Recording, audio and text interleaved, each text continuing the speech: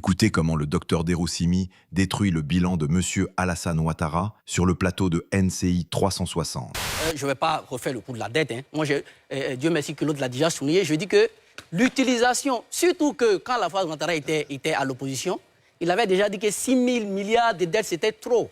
C'est ce que je dis. Revenons même sur le social, le logement. On a promis des logements sociaux comme à Brasilia, je pense que c'est l'expression, on allait payer, je ne sais pas combien de mille par mois, ça n'a pas été. À telle enseigne que dernièrement, je n'ai plus la date, le gouvernement a voulu faire une inauguration de logements sociaux à Yopougon, je crois, à la cité BAE.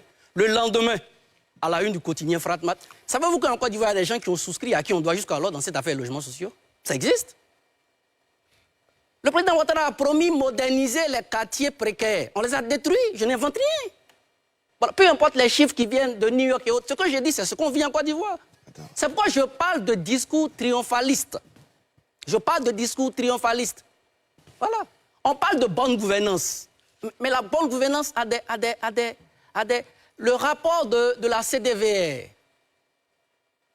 si j'ai bonne mémoire, relativement à la crise en 2014, a insisté sur un fait par rapport à l'administration que les jeunes ont insisté pour qu'il y ait le mérite par rapport à l'accès.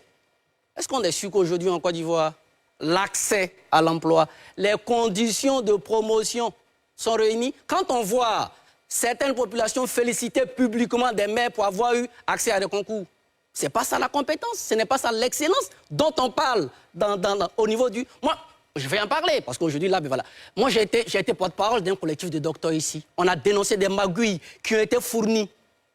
Preuve à l'appui, où le ministre a déclaré admis des gens qui n'ont pas composé. Qu'est-ce qu'on nous a fait? On les a mis en prison. C'est ça la compétence? Donc, au-delà de tout ce que les gens diront, ce sont des faits. Ce sont des faits. Dernier élément, il y a eu l'inauguration, je crois, en 2020, d'une voie, je n'ai plus trop ça en tête, au niveau d'Abengrou à Bilekro. La première pierre a été posée, ça fait 5 ans aujourd'hui. Voilà. Il ne faudrait pas que la CEMU, même la CEMU, j'ai remarqué que c'est à chaque fois, on dit jamais, on donne toujours le nombre d'enrôlés, mais ce n'est pas au nombre d'enrôlés que ça se mesure. Quelle est la qualité? C'est dernièrement, je crois, il y a 2 ou 3 semaines, que les produits ont commencé à s'étendre. Banga, même ici, sur un plateau, l'a dénoncé un jour.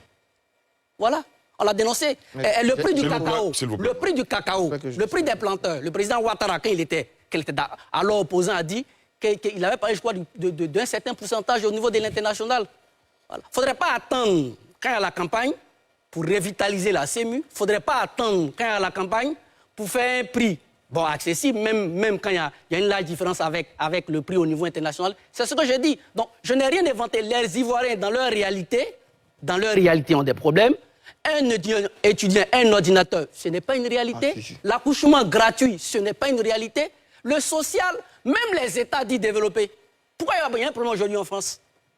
Parce que même les États dits développés, aujourd'hui on ne parle plus trop de capitalisme parce que l'État se permet, il y a certains domaines au niveau du social où l'État doit faire l'effort d'accompagner pour éviter un désordre. Voilà. Au niveau de l'électricité, je vais terminer par là. Il y a eu des matchs, je crois, en juillet 2016. Bouaké, qui était la capitale d'une révolution qui a permis l'accession de beaucoup d'hommes, je dirais, du RADP au pouvoir.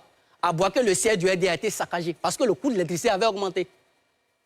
Le mois d'août, si j'ai bonne mémoire, le président Ouattara a fait un discours où il a dit qu'il allait mettre fin au monopole qui serait à la base. C'est les choses que je n'ai pas inventées, c'est ce que je suis en train de dire. Donc dans le social, le kilowattheure d'électricité, il n'est pas abordable. Le mètre cube de l'eau, il n'est pas abordable. Ça n'a pas besoin des rapports du PNUD. C'est ce que je dis, c'est vérifiable. Ben voilà. D'accord, très bien.